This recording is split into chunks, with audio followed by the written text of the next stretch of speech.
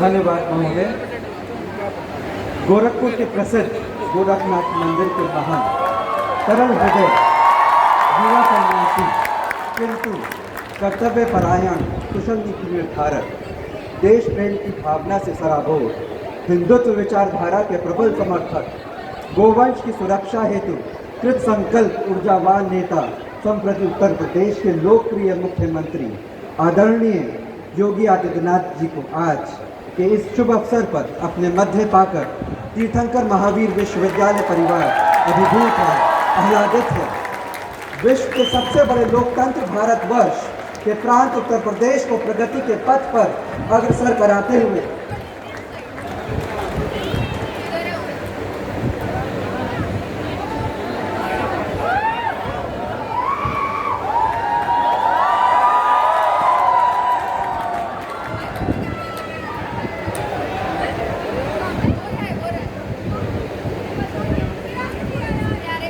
तीर्थंकर महावीर विश्वविद्यालय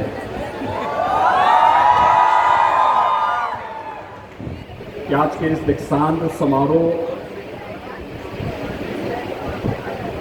के अध्यक्ष विश्वविद्यालय के कुलाधिपति श्री सुरेश जैन जी, आज के इस समारोह के विशिष्ट अतिथि के रूप में उपस्थित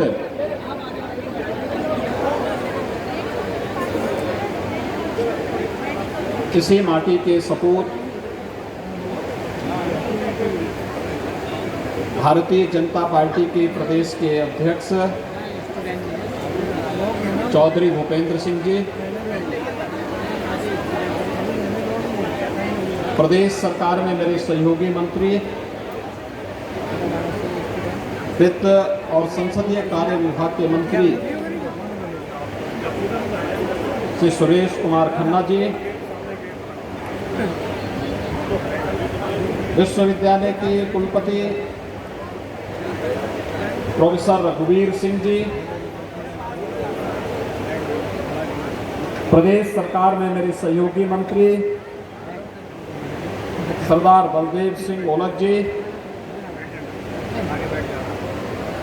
मान्य विधायकगण श्री रितेश गुप्ता जी, डॉक्टर जयपाल सिंह व्यस्त जी, श्री सत्यपाल सिंह सैनी जी, डॉक्टर हरि सिंह ढिल्लों जी, कुंवर सुशांत सिंह जी,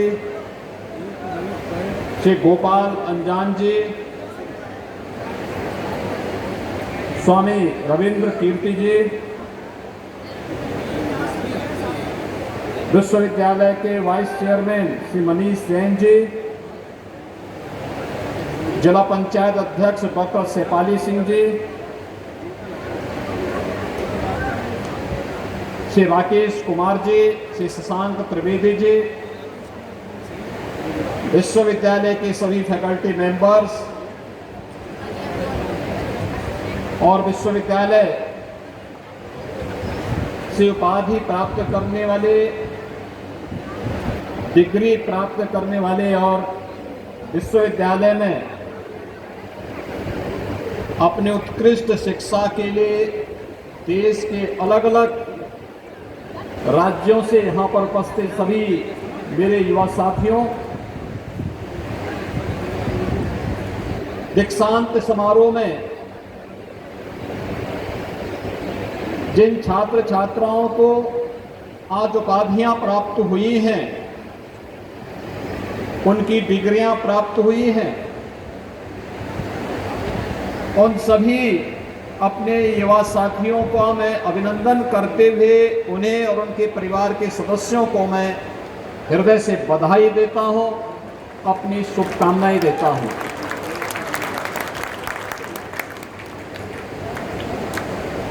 एक छात्र के लिए अपने जीवन की सफलता की एक नई सीढ़ी को चढ़ना, उच्च शिक्षा के उपाधि को प्राप्त करना, उसके सपने को वास्तव में एक नई उड़ान देने जैसा होता है। भाइयों बहनों, जब हम वर्तमान के उच्च शिक्षा के दीक्षांत समारोह की बात करते हैं तो यह प्राचीन गुरुकुलों की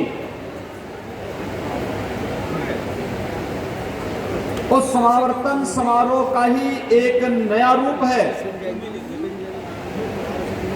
जो गुरुकुलों में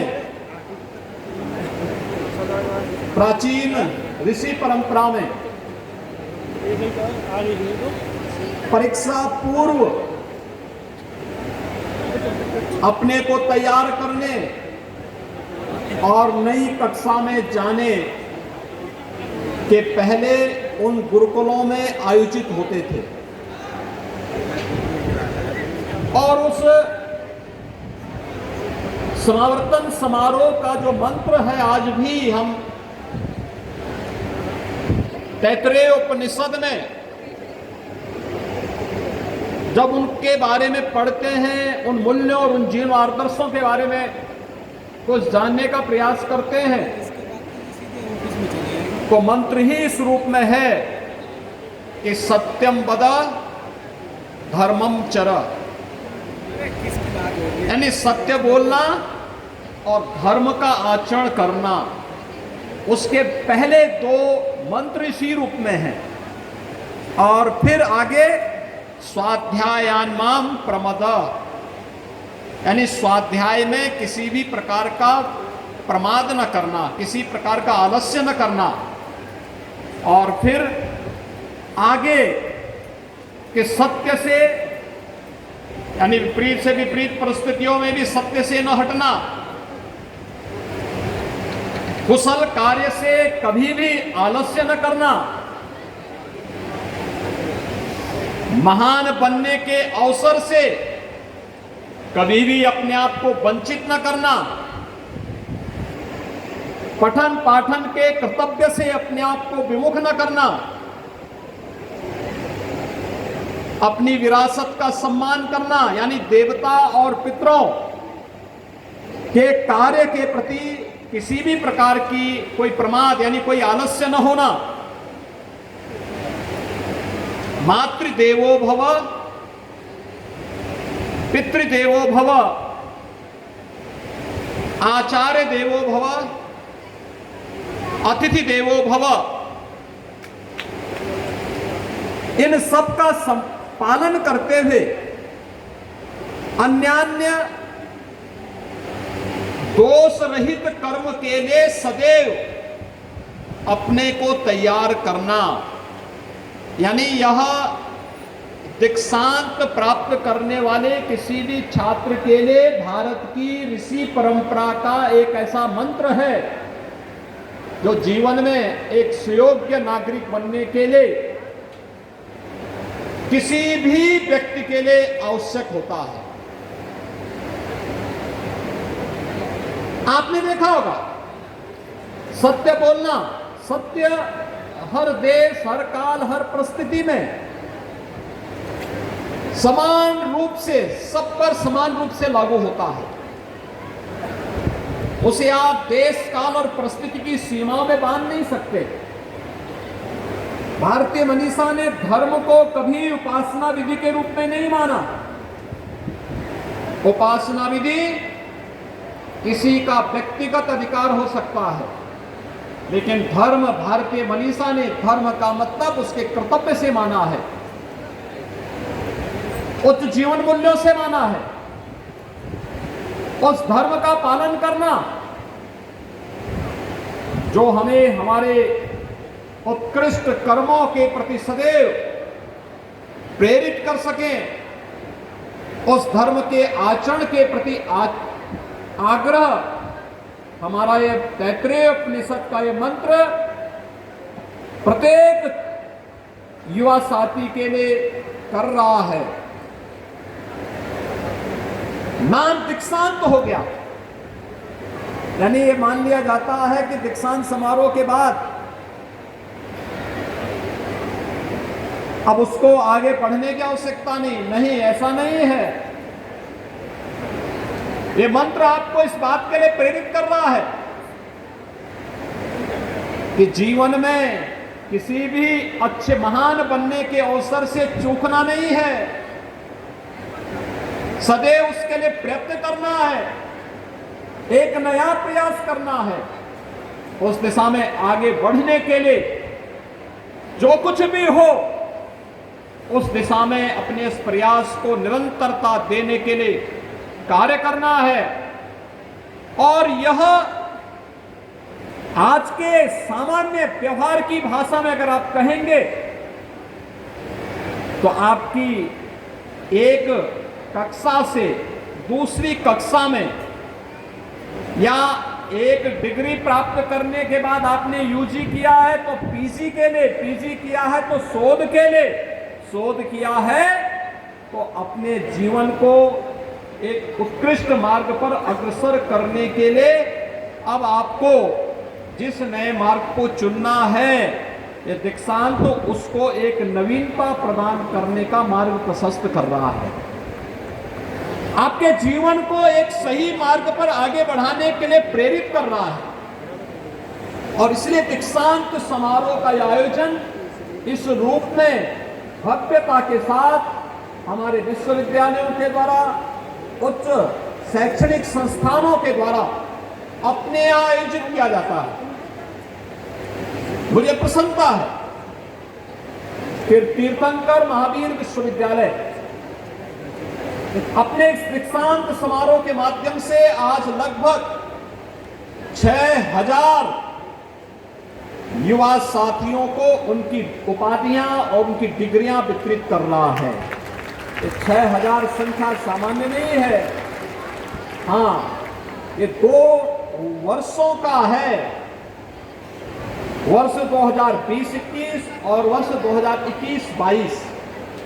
इन 2 वर्षों के संयुक्त रूप से लगभग 6000 युवा साथियों को आज उनकी उपाधियां यहां पर वितरित की गई हैं और उनके लिए आज ये मंच या विश्वविद्यालय परिवार उनके उज्जवल नए भविष्य की कामना करते हुए आज यहाँ पर एकत्र हुआ है, उन्हें अपना शुभाशीष और शुभ मंगलमय कामना उनके प्रति व्यक्त कर रहा है। हम सबको इस परंपरा के बारे में जानना होगा। तीर्थंकर महावीर के नाम पर विश्वविद्यालय की स्थापना, वास्तव में यहां पर अध्ययन करने वाले सभी छात्र छात्राओं को भारत की इस पूरी परंपरा के बारे में जानना चाहिए। महावीर 24वें तीर्थंकर हैं। इससे पहले 23 तीर्थंकरों ने भी कुछ ना कुछ नया दिया, जीवन के उत्कृष्ट मार्ग पर चलने की प्रेरणा दी। उन मूल्यों को जो 24 तीर्थंकरों ने तत्कालीन समाज को एक नई दिशा देने के लिए उस कालखंड में समाज को एक नई दिशा देने के लिए जिस प्रकार का आचरण किया था, जिस प्रकार के व्यवहार को अपने जीवन में अंगीकार किया था और जिस प्रकार के उपदेशों के माध्यम से समाज को आगे बढ़ने की प्रेरणा दी थी, क्या तीर्थंकर महावीर विश्वविद्यालय से जुड़े हुए छात्र छात्राएं भी उसे अपने जीवन का हिस्सा बनाएंगे? आप अलग अलग क्षेत्र के होंगे, अलग अलग क्षेत्र के होंगे, कोई मेडिकल का है, कोई फार्मेसी का है, कोई नर्सिंग का है, कोई फिजियोथेरेपी और पैरामेडिकल का है, कोई मैनेजमेंट का है, कोई इंजीनियरिंग का है, अलग अलग क्षेत्र से जुड़े हुए। कुछ लोग मानविक की विषयों से हैं, कुछ लोग साइंस से हैं, पता नहीं ना इस बारे में क्या बताओ। लेकिन जीवन मूल्य तो सबके एक हैं। रास्ते अलग अलग हो सकते हैं लेकिन मंजिल तो सबकी एक है, और वो मंजिल कहीं से जाती है तो इन्हीं महापुरुषों के जीवन मूल्यों से प्रेरणा प्राप्त करने का रास्ता निकलता है। यही तो भारतीय ऋषि परंपरा ने इसी बात को कहा है कि एकम सद विप्रा बहुधा वदंती, सत्य एक है, विद्वानों ने उसे अलग अलग नाम और रूपों में भले उसकी व्याख्या की हो, लेकिन सत्य तो हमेशा एक ही होगा। और उसी सत्य की व्याख्या इन महापुरुषों ने अपने कालखंड में की थी, जो आज भी उतनी प्रासंगिक है। याद रखना, अधिकतर तीर्थंकर राजा थे या राजपुरुष थे या राज परिवार में जन्म लिए थे, लेकिन समाज को जीवन की सच्चाई का एहसास कराने के लिए उन्होंने उस कालखंड में जिन मार्गों का अनुसरण किया था, जिस मार्ग का अनुसरण किया था, उसकी प्रासंगिकता आज भी उसी रूप में बनी हुई है। और इसलिए सबसे पहला कार्य तीर्थंकर महावीर विश्वविद्यालय में अध्ययन कर रहे, शोध कर रहे सभी छात्र छात्राओं के लिए आवश्यक है कि वह उस मार्ग का अनुसरण करते हुए इन महापुरुषों के बारे में जाने और उन महापुरुषों के जीवन आदर्शों से प्रेरणा प्राप्त करके अपने जीवन को और भी उत्कृष्ट बनाने की दिशा में प्रयास प्रारंभ करें। आज भारत दुनिया की एक नई ताकत बन रहा है। भाइयों बहनों, आपने पिछले कुछ दिनों में हुई उन तमाम घटनाओं को देखा होगा। विगत 2-3 वर्षों में 2 वर्ष आपका दीक्षांत समारोह इसलिए नहीं हो पाया क्योंकि दुनिया की सबसे बड़ी महामारी कोरोना के कारण पूरी दुनिया उसकी चपेट में थी। भारत के अंदर लोकतांत्रिक मूल्यों के साथ जीने वाला है समाज किस रूप में एक सुयोग्य नेतृत्व मिलने पर कोविड प्रबंधन का एक बेहतरीन उदाहरण प्रस्तुत करता है। ये पूरे देश के सामने, पूरे देश ने दुनिया के सामने साबित किया है। प्रधानमंत्री मोदी जी के नेतृत्व में कोविड प्रबंधन कैसे देश की 140 करोड़ की आबादी एक स्वर में जब बोलती है तो भारत की ताकत का एहसास कैसे होता है, ये कोरोना कालखंड में आप सबने देखा होगा, सबने महसूस किया होगा। जनता कर्फ्यू होना है तो पूरे देश के द्वारा जनता कर्फ्यू में सहभागिता होती है। प्रधानमंत्री जी ने कहा कि जान है जहान है, पूरा देश लॉकडाउन के साथ उनकी अपील के साथ जुड़ गया। कोरोना कालखंड में लगा कि नहीं, बहुत दिनों तक हम इस कार्यक्रम को आगे नहीं बढ़ा सकते, हमें जान भी चाहिए और जहान भी चाहिए, तो इसके लिए तमाम प्रकार के कार्यक्रम प्रारंभ हुए। तमाम प्रकार के उस समय के प्रबंधन, कहीं कोविड हेल्प डेस्क बनना है, कहीं कोरोना कालखंड के दौरान अलग अलग कार्यक्रमों को आगे बढ़ाने के लिए अलग अलग प्रकार की प्रक्रियाएं प्रारंभ हुई। प्रधानमंत्री जी ने कहा कि जहां बीमार वहीं उपचार। आपने देखा होगा गांव-गांव में जाकर के टीमों ने कोरोना के मरीजों को वहीं पर उपचार देने और जहां पर लगा कि नहीं इन्हें हॉस्पिटल पहुंचाना आवश्यक है, वहां अपनी जान को जोखिम में डालकर के हेल्थ वर्कर्स, आशा और कार्यकर्त्री और एएनएम के द्वारा उन्हें हॉस्पिटल में पहुंचा करके, और कोई तीर्थंकर महावीर जैसे विश्वविद्यालयों ने अपने हॉस्पिटल के माध्यम से उन्हें उत्कृष्ट स्वास्थ्य सुविधा उपलब्ध कराने में अपना योगदान किया। यानी सभी लोग, हर तबके के लोग जब मिलकर के कार्य कर रहे थे, परिणाम भी सामने आने थे। पहली बार देखा होगा, इतनी बड़ी आबादी, फ्री में टेस्ट, फ्री में उपचार,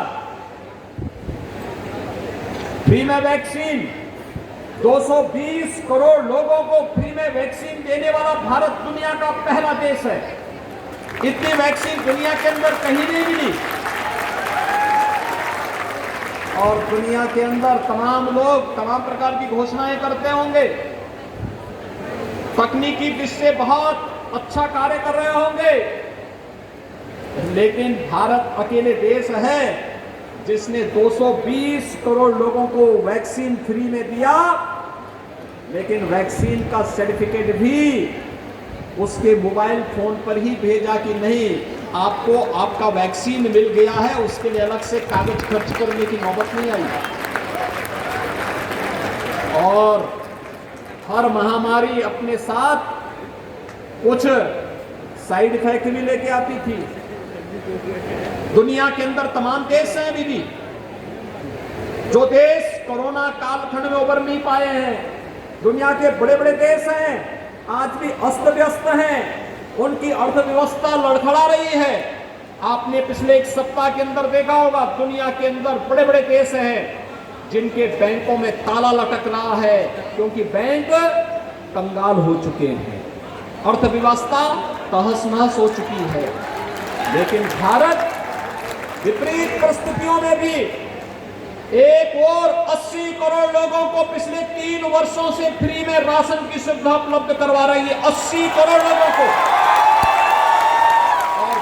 और दूसरी ओर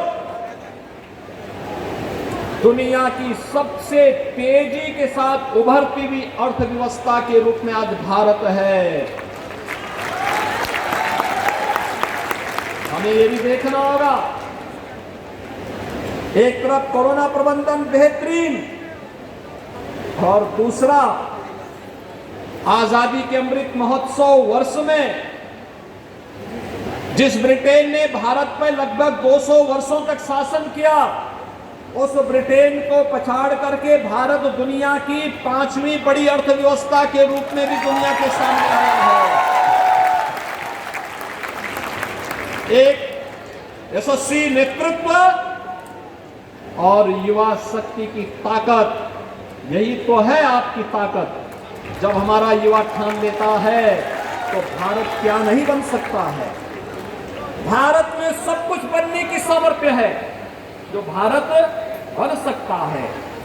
और आजादी के अमृत काल के प्रथम वर्ष में याद रखिए, प्रधानमंत्री मोदी जी ने आजादी के अमृत महोत्सव के मुख्य महोत्सव में देश के नागरिकों को पंचप्रण की याद दिलाई थी।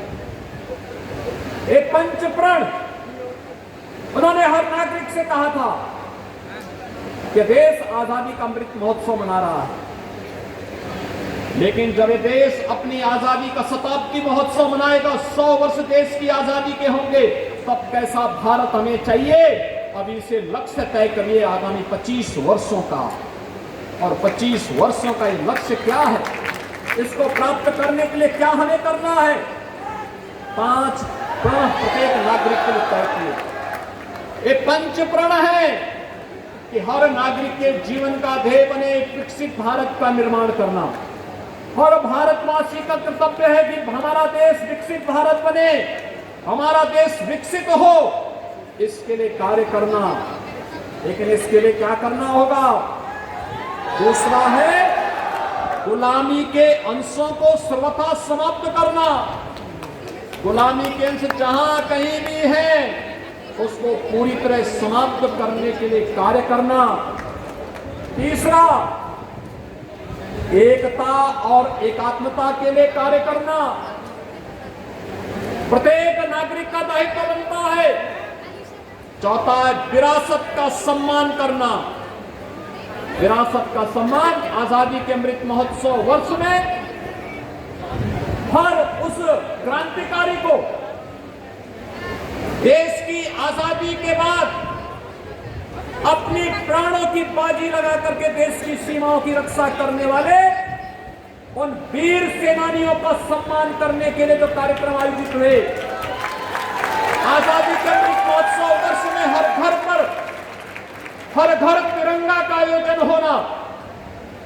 अयोध्या में श्री राम जन्मभूमि पर भगवान राम के भव्य मंदिर का निर्माण होना। काशी में काशी विश्वनाथ धाम का निर्माण होना।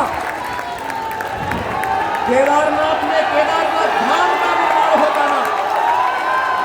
उज्जैन में महाकाल के महालोक का निर्माण होना। यही तो है विरासत का सम्मान। और पांचवा प्रण जो प्रधानमंत्री जी ने कहा है प्रत्येक नागरिक के लिए, वह है नागरिकों का कर्तव्य। हम सब अपने अधिकारों की बात करते हैं, हम सब अपने अधिकारों की बात तो करते हैं, लेकिन भाइयों बहनों, ये संविधान, भारत का महान संविधान, बाबा साहब भीमराव अंबेडकर के द्वारा प्रदत्त संविधान,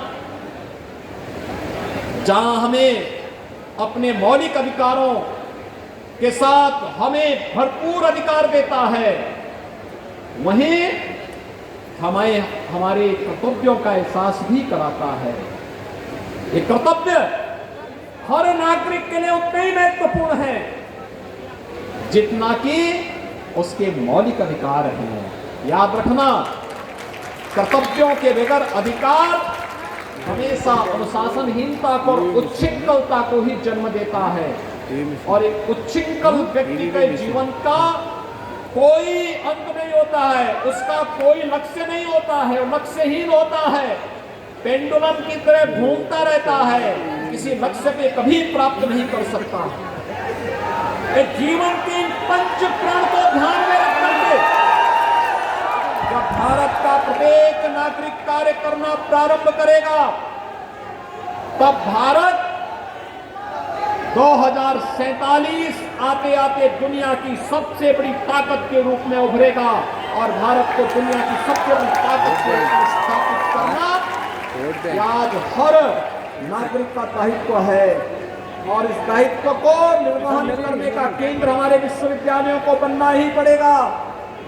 याद रखना कि जब दुनिया कोरोना से पस्त थी, तब भारत अपनी राष्ट्रीय शिक्षा नीति दे रहा था। राष्ट्रीय शिक्षा नीति, भाइयों बहनों, राष्ट्रीय शिक्षा नीति आपको क्या अधिकार दे रहा है? राष्ट्रीय शिक्षा नीति इस वैदिक उद्घोष को चरितार्थ करती है कि आनो भद्रा कर्तवो यंतु विश्वत, यानी ज्ञान जहां से भी आए उसको प्राप्त करने के लिए अपने को खुला रखो, ज्ञान को सभी दिशाओं से आने दो।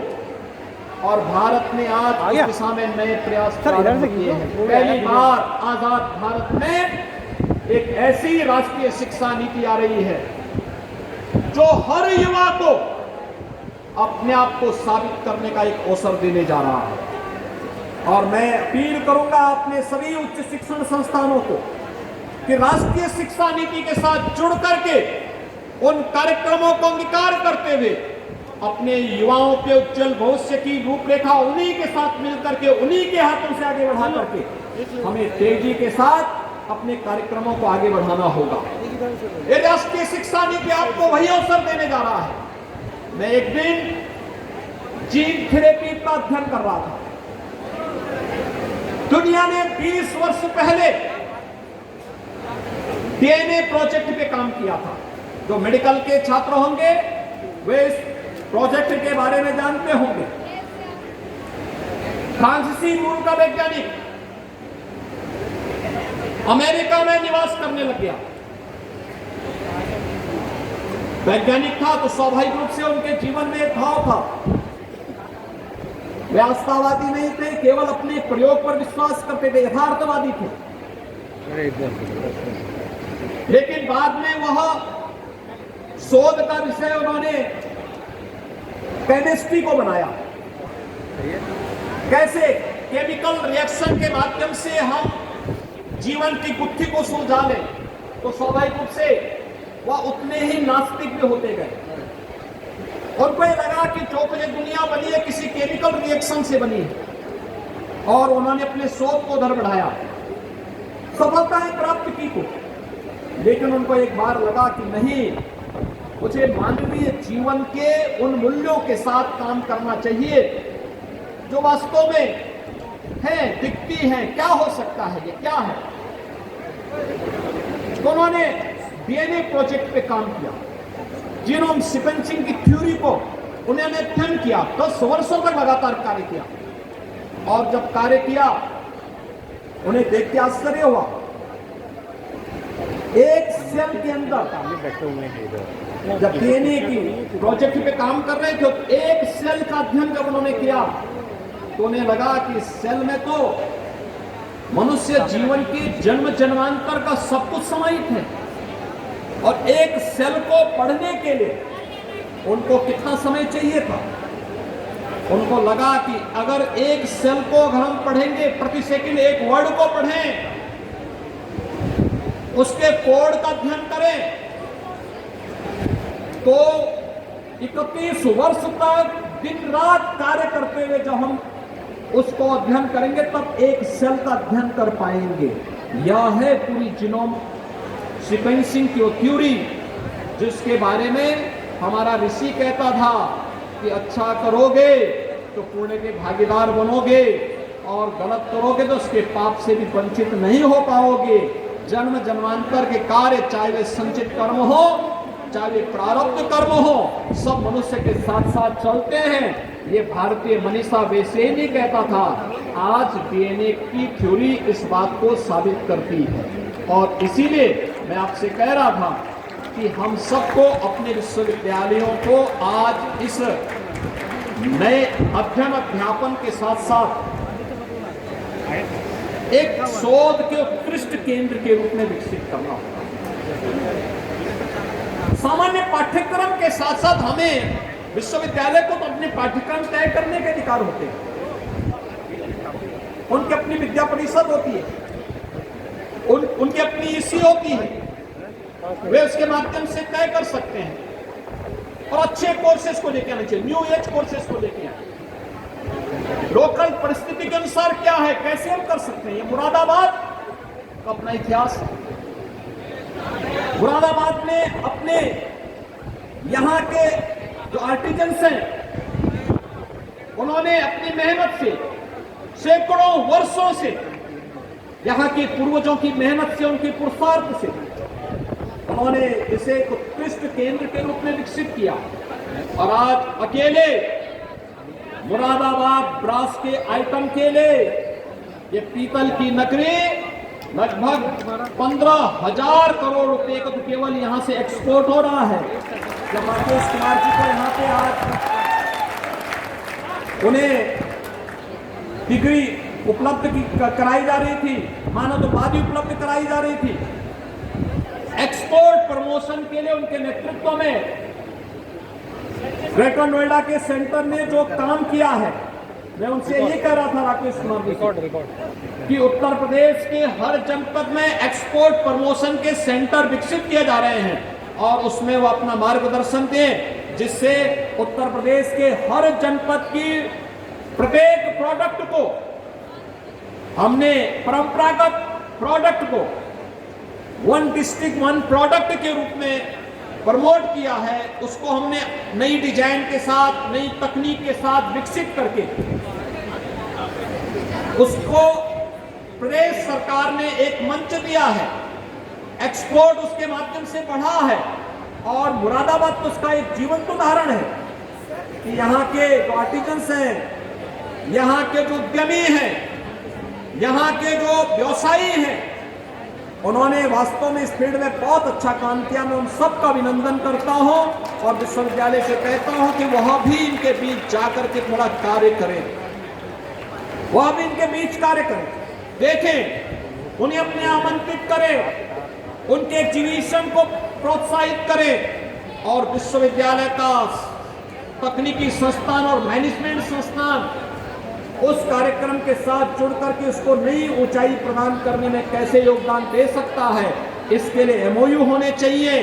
उनके छात्रों की स्किल, वहां पर जो उद्यमी हैं उनके साथ अपने छात्रों को भेजना और वहां के आर्टिजन्स को यहां लेकर के आना और उनकी स्किल डेवलपमेंट में भी योगदान देना। अगर एक दूसरे के साथ मिलकर के आप काम करेंगे तो मैं मानता हूं अगले 5 वर्ष के अंदर यहां पर हम इस पीतल की नगरी से 30 से लेकर 50,000 करोड़ रुपए के एक्सपोर्ट, यहाँ का जो प्रोडक्ट होगा, इतने के प्रोडक्ट को यहाँ से एक्सपोर्ट करने की स्थिति में होंगे और मुरादाबाद एक्सपोर्ट का एक बहुत अच्छा सेंटर बनकर के उभर जाएगा।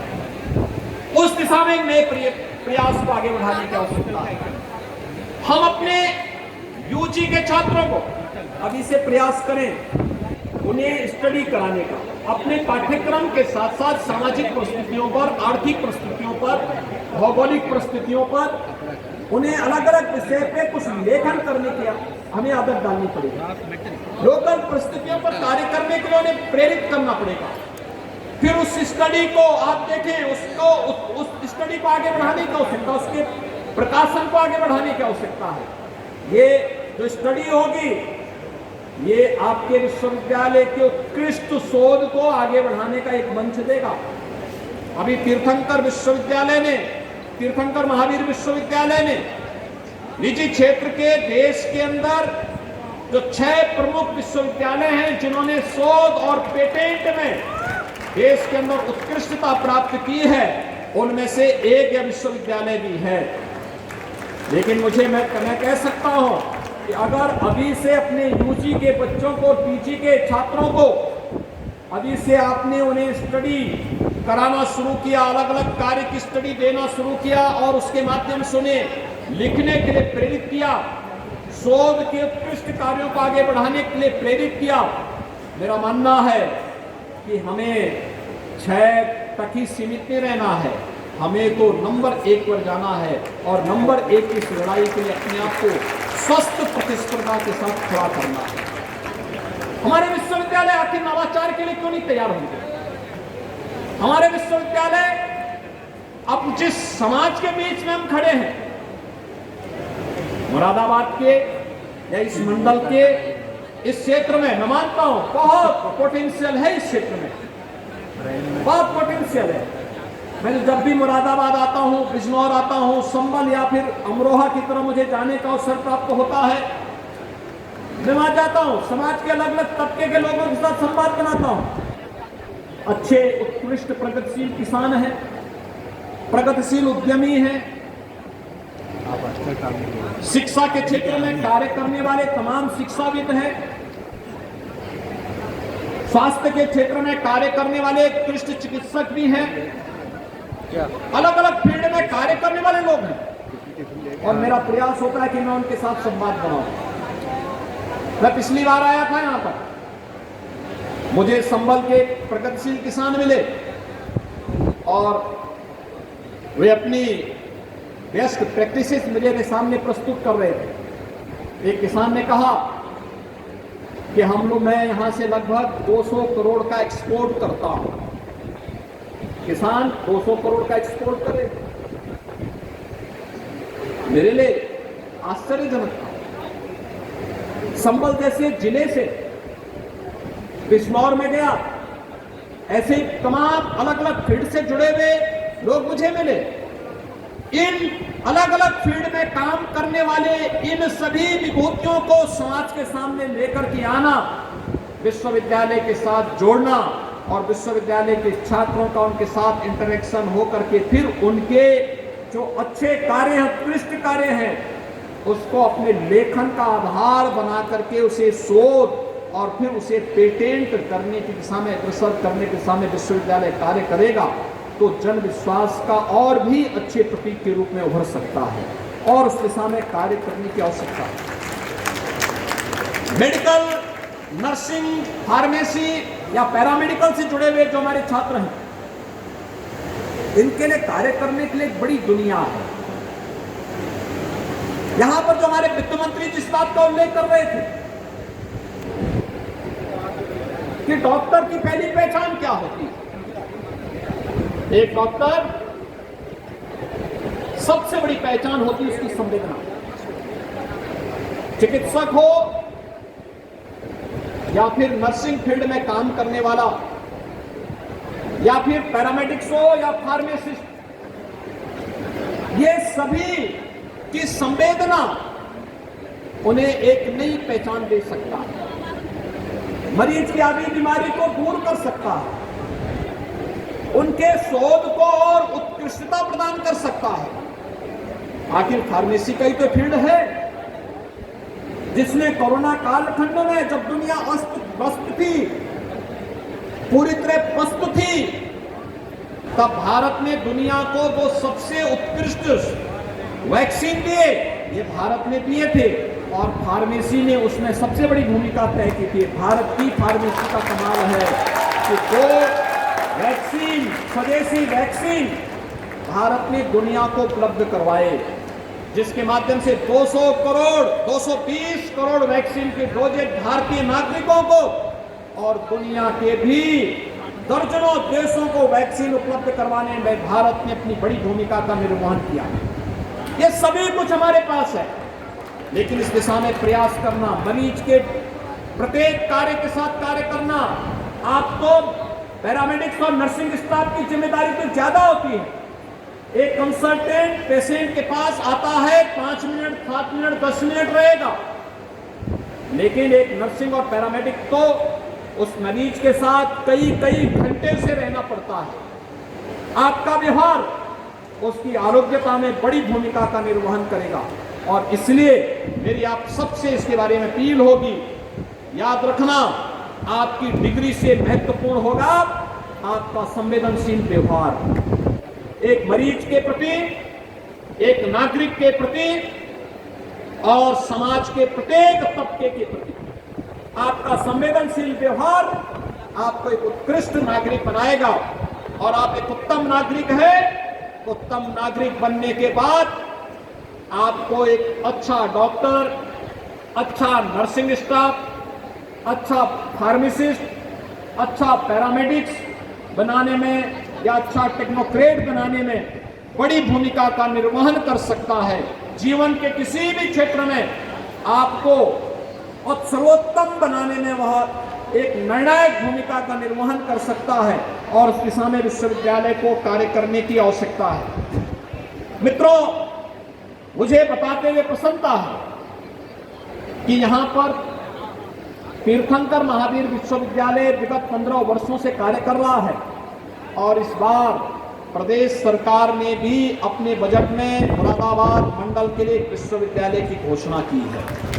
एक नया विश्वविद्यालय यहाँ के छात्र छात्राओं के उत्तम शिक्षा के लिए, नवाचार के लिए, शोध के लिए आपके मुरादाबाद जनपद में ही हम लोग स्थापित करने जा रहे हैं और यह यहाँ के हमारे जनप्रतिनिधियों के द्वारा वर्षों से जो मांग की गई थी उस मांग को आगे बढ़ाने की दिशा में एक बेहतर प्रयास शासन के स्तर पर आज प्रारंभ किया गया है। मुझे बताते हुए प्रसन्नता है, वर्तमान में प्रदेश के अंदर हमारे 19 राज्य विश्वविद्यालय कार्यरत हैं। एक ओपन यूनिवर्सिटी भी प्रदेश की कार्य कर रही है, एक डीम्ड विश्वविद्यालय कार्य कर रहा है, 30 निजी क्षेत्र के विश्वविद्यालय कार्यरत हैं, 172 राजकीय महाविद्यालय, 331 सहायता प्राप्त अशासकीय महाविद्यालय और 7,372 स्ववित्त पोषित महाविद्यालय वर्तमान में प्रदेश में उच्च शिक्षा के क्षेत्र में कार्य कर रहे हैं। और इसके साथ ही 3 नए विश्वविद्यालय जो वर्तमान सत्र में प्रारंभ होने जा रहे हैं। इसमें मां शाकंभरी विश्वविद्यालय सहारनपुर, राजा महेंद्र प्रताप सिंह राज्य विश्वविद्यालय अलीगढ़, महाराजा सुहेलदेव राज्य विश्वविद्यालय आजमगढ़, ये वर्तमान सत्र में प्रारंभ होंगे। तो 4 नए विश्वविद्यालय हम लोग अगले सत्र में प्रारंभ करेंगे, जिनमें मुरादाबाद का विश्वविद्यालय, एक मां विंध्यवासिनी के नाम पर मिर्जापुर में, एक मां पाटेश्वरी के नाम पर देवी पाटन मंडल में और एक विश्वविद्यालय महात्मा बुद्ध की महापरिनिर्वाण स्थली कृषि विश्वविद्यालय होगा, वह कुशीनगर में राज्य सरकार इस वर्ष प्रारंभ करने जा रही है। इसके साथ ही प्रदेश सरकार ने अपने तमाम अन्य विश्वविद्यालयों की स्थापना के लिए भी कार्य आगे बढ़ाया है, जिसमें महायोगी गोरखनाथ आयुष विश्वविद्यालय गोरखपुर, डॉक्टर राजेंद्र प्रसाद राष्ट्रीय विधि विश्वविद्यालय प्रयागराज, अटल बिहारी वाजपेयी चिकित्सा विश्वविद्यालय लखनऊ और विश्वविद्यालय के ही समकक्ष Uttar Pradesh state institute of forensic sciences Lucknow का major Dhyanchand sports university Meerut का निर्माण कार्य भी वर्तमान में हम लोग प्रदेश के अंदर करवा रहे हैं। प्रदेश के युवाओं को तकनीकी दृष्टि से सक्षम बनाने के लिए प्रदेश सरकार ने अनेक कार्यक्रम प्रारंभ किए हैं। पीएम स्किल मिशन के अंतर्गत प्रदेश के अंदर यह कार्यक्रम युद्ध स्तर पर आगे बढ़ रहा है, लेकिन साथ साथ राज्य सरकार ने तय किया है कि हम प्रदेश के अंदर 2 करोड़ युवाओं को टैबलेट अथवा स्मार्टफोन उपलब्ध करवाएंगे, जिनमें 20 लाख से अधिक युवाओं को अब तक हम टैबलेट और स्मार्टफोन वितरित कर चुके हैं।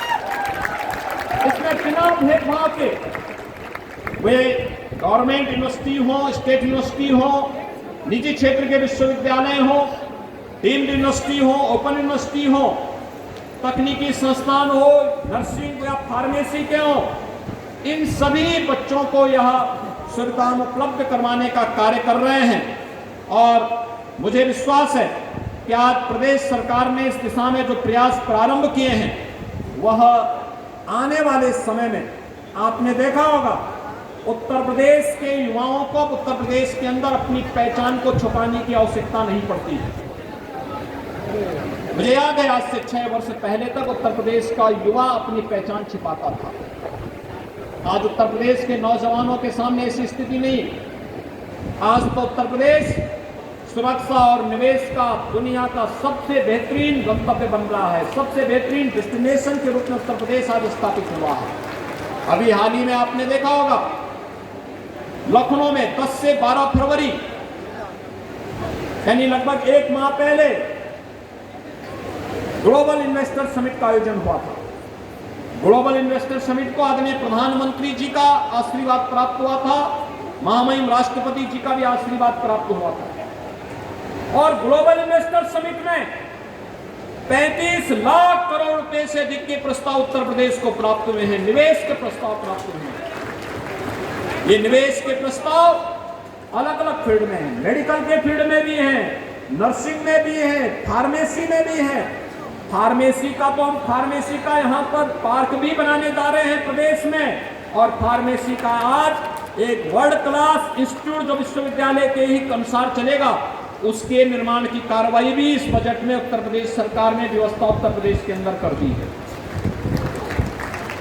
टेक्निकल एजुकेशन में भी है, हायर एजुकेशन में भी है, औद्योगिक निवेश में भी है, एमएसएमई में भी है, और 25 सेक्टोरियल पॉलिसी जो प्रदेश सरकार ने अलग अलग सेक्टर की तैयार की है, इन सभी सेक्टर्स में ये निवेश आने जा रहा है। ये निवेश इस बात को साबित करने जा रहा है कि हमारे युवाओं को नौकरी और रोजगार के लिए अब उत्तर प्रदेश के बाहर नहीं जाना पड़ेगा, बल्कि उत्तर प्रदेश के युवाओं को उत्तर प्रदेश के अंदर ही नौकरी प्राप्त होगी। आने वाले 4 वर्ष के अंदर अकेले इन निवेश प्रस्तावों के माध्यम से 1 करोड़ युवाओं को हम नौकरी और रोजगार उपलब्ध करने जा रहे हैं।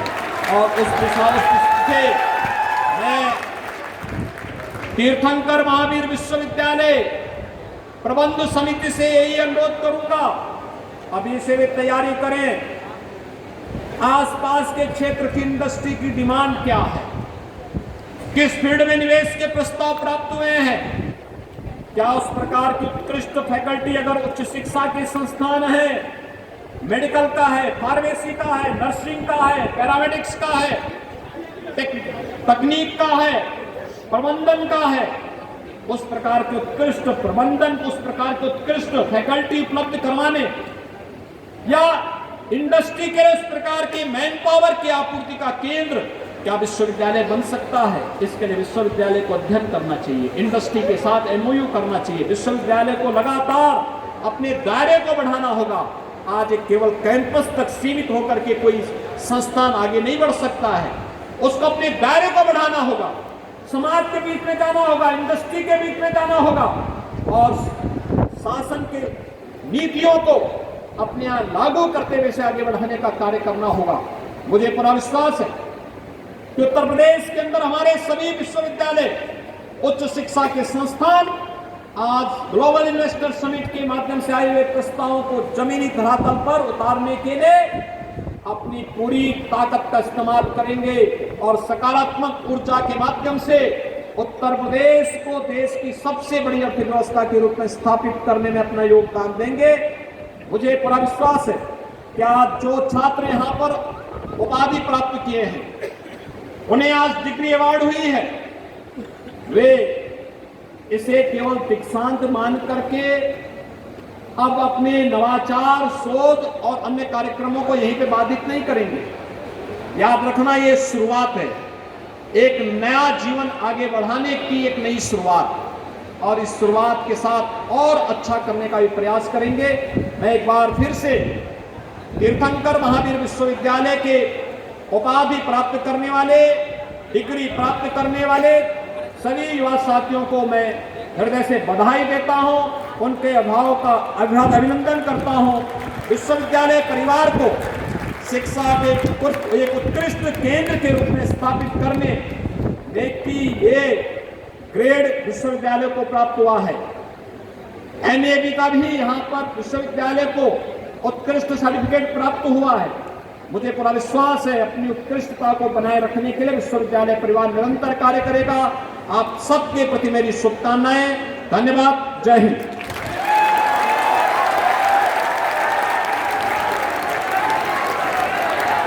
धन्यवाद महोदय। मैं हमारे आदरणीय वाइस चेयरमैन श्री मनीष जैन जी से अनुरोध करता हूं कि कृपया माननीय मुख्य अतिथि महोदय योगी आदित्यनाथ जी को स्मृति चिन्ह प्रदान कर सम्मानित करने की कृपा करें।